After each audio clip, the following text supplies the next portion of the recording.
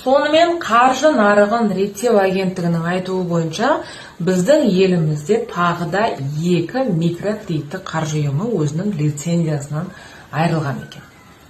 Бұл лицензиясынан айырудың жалпы басты талаптары ол микрокредиттік қаржы ұйымдарының тарапынан заң бұзушылықтар болған.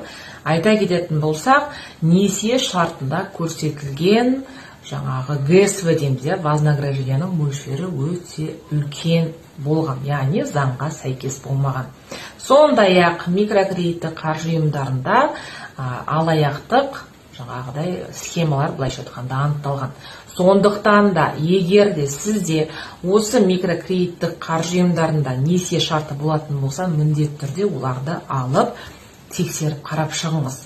Сіздің несие шартыңыз жаңағы заңға сәйкес келмеуі мүмкін.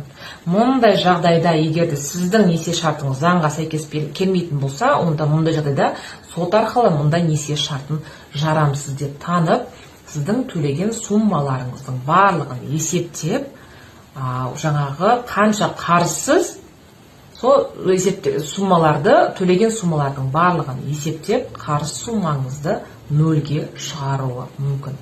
Сондықтан да міндетті түрде өздеріңіздің несие шарттарыңызды тексеріп шығыңыздар.